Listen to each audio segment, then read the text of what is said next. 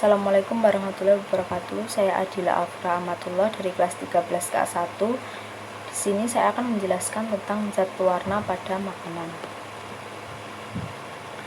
Pengertian zat pewarna menurut Winarno tahun 1997, yang dimaksud dengan zat pewarna makanan adalah bahan tambahan makanan yang dapat memperbaiki atau memberi warna pada makanan. Penambahan warna pada makanan dimaksudkan untuk memperbaiki warna makanan yang berubah atau menjadi pucat selama proses pengolahan, atau untuk memberi warna pada makanan yang tidak berwarna agar kelihatan lebih menarik.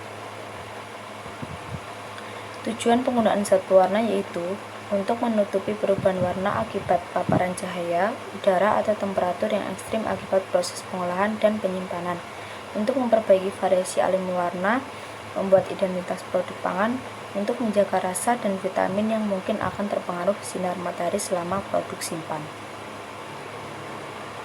Selanjutnya, jenis pewarna makanan yang diizinkan dan dilarang penggunaannya serta ambang batas penggunaan. Pewarna makanan terbagi menjadi dua, yaitu pewarna alami dan pewarna sintetis atau kimia.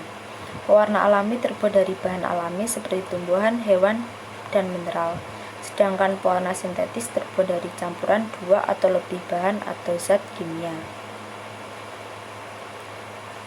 Menurut Badan Pengawas Obat dan Makanan atau BPOM Republik Indonesia, ada beberapa jenis pewarna alami yang tergolong aman untuk digunakan, yaitu kurkumin, riboflavin, karmin, dan ekstrak kosineal, klorofil, karamel, karbon tanaman, dan masih banyak lagi.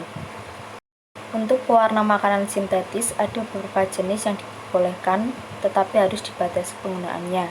Berikut ini adalah jenis pewarna sintetis yang aman digunakan: tartrazin, kuning quinolin, kuning FCF, karmoisin, poncau, eritrosin, dan sebagainya. Efek konsumsi zat pewarna yang dilarang dapat menyebabkan kanker, hiperaktivitas, gangguan pada ginjal, kemandulan pada pria, melemahkan sistem kekebalan tubuh, dan komplikasi. Selanjutnya ada prosedur uji kualitatif zat pewarna beserta pembahasannya. Yang pertama, memasukkan 50 ml contoh ke dalam gelas piala, tambah 5 ml larutan KHSO3 10%, dan masukkan 10 cm benang wol putih yang tidak berlemak. Lalu didihkan campuran selama 10 menit, kemudian didinginkan. Setelah dingin, mengangkat benang wol dan cuci dengan air suling, kemudian dikeringkan. Lalu mengamati warna yang terbentuk. Apabila benang wol berwarna, berarti ada zat warna tambahan.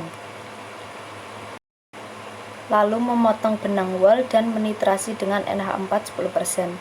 Jika berubah menjadi hijau kotor, berarti menunjukkan adanya zat warna alam. Jika terbentuk warna tambahan. Mengambil 3 potong benang wol lain, masing-masing diuji dengan 1-2 tetes HCl pekat, H2SO4, dan larutan NaOH 10%. Selanjutnya mengamati perubahan-perubahan warna yang terjadi pada setiap potong benang wol. Pembahasan: serat wol mengandung protein anfoter yang mempunyai afinitas terhadap asam basa dengan membentuk garam dan menghilangkan zat warna lain.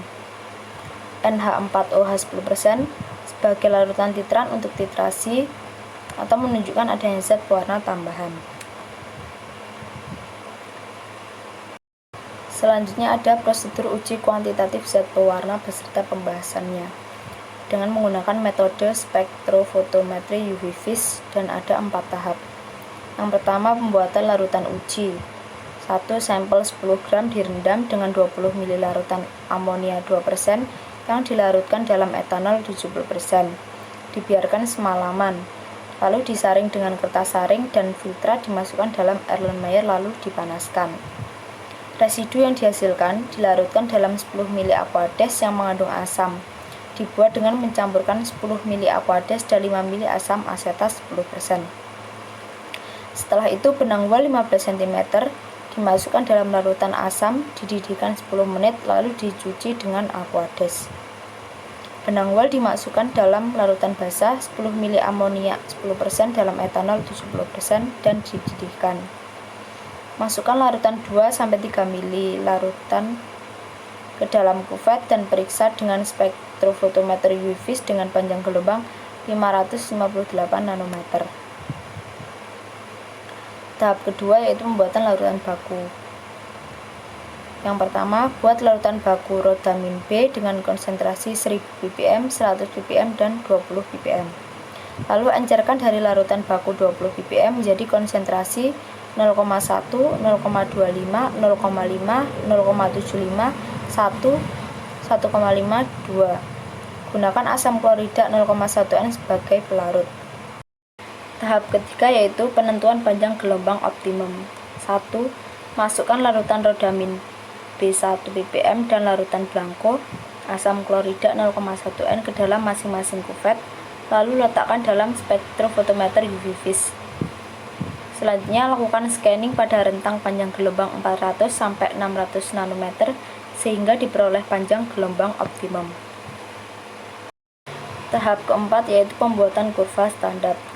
Larutan induk rodamin B 20 ppm dipipet 0,25 mili, 0,6 mili, 1,3 mili, 1,9 mili, 2,5 mili, 3,8 mili, dan 5 mili dengan konsentrasi 0,1 ppm, 0,25 ppm, 0,5 ppm, 0,75 ppm, 1 ppm, 1,5 ppm, dan 2 ppm dimasukkan dalam lab ukur 50 mili. Lalu tambahkan asam klorida 0,1 N sampai batas labu. Selanjutnya diukur absorban dari larutan standar pada panjang gelombang 558 nanometer. Pembahasan.